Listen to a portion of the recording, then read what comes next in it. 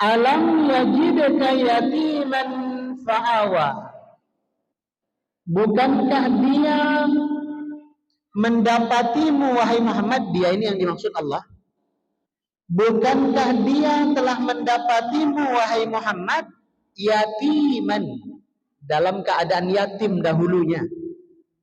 Fa'awa, maka Allah lah yang melindungi. Ini bukan Allah bertanya kepada Nabi Muhammad, bukan. Tapi seakan-akan Allah menegaskan bahwa jangankan sekarang yang kamu menganggap aku telah meninggalkanmu. Tidak, jangankan sekarang, sudah dari dulu. Saat kamu yatim saja, siapa yang melindungi? Siapa yang melindungi Nabi Muhammad? Makanya ada peristiwa Isra Mi'raj. Bapak Ibu pasti tahu sejarah Isra Mi'raj kan? Jadi saya cerita ini supaya nyambung dengan ayat kita. Nabi Muhammad itu 2 bulan dalam kandungan wafat ayahnya, yaitu Abdullah. Makanya dibaca di Barzanji, kan kemarin ada acara maulid kan? Dibaca Barzanji. Cuma karena Barzanji itu bahasa Arab, kita pikir itu doa-doa. Padahal itu sejarah Nabi yang disampaikan dengan bahasa Arab. 2 bulan Nabi dalam kandungan, ayahnya wafat. Lahirlah kemudian Nabi, tak lama berikutnya ibundanya wafat. Yatim piatu.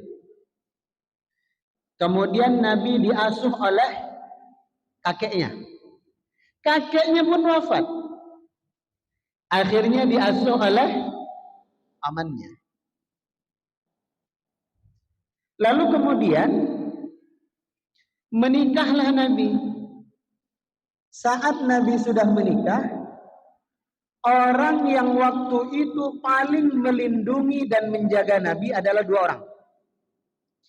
Pertama adalah Siti Khadijah, istri Nabi.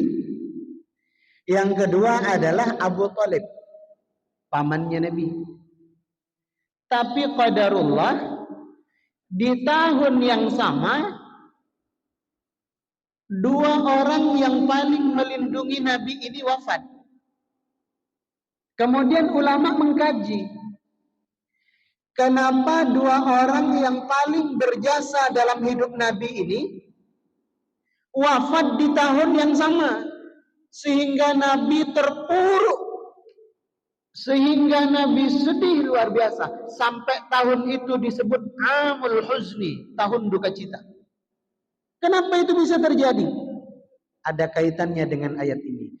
Alam yajidka yatiman fa'awa. Karena Allah ingin menjelaskan kepada Nabi Muhammad, Muhammad, yang ketika kamu yatim dan melindungi kamu, yang melindungi kamu itu bukan ibu kamu, karena tak lama kemudian ibumu sudah wafat. Yang melindungi kamu itu bukan kakek kamu, karena kakek kamu tak lama kemudian juga wafat. Yang melindungi kamu itu bukan paman dan istri kamu, karena 2 orang itu juga tak lama wafat.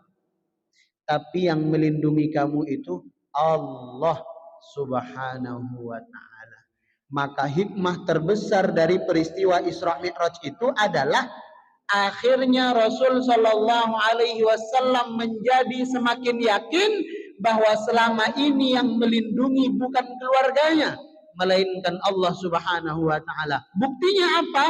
Bahkan ketika seluruh penduduk kota Mekah itu membenci Nabi, ingin membunuh Nabi, tapi Allah Subhanahu wa ta'ala fa'awa, selalu melindungi Nabi sallallahu alaihi wasallam. Makanya jamaah, begitu juga dengan hidup kita hari ini. Kalau ternyata kita ada masalah, kita cerita ke orang tua, ternyata orang tua tak bisa bantu, jangan suudzon. Kita cerita ke istri, istri tak bisa bantu, jangan suudzon. Kita cerita kepada saudara, saudara pun tak bisa bantu, jangan suudzon. Karena bisa jadi Allah sengaja membuat orang tua kita tak bisa bantu masalah kita.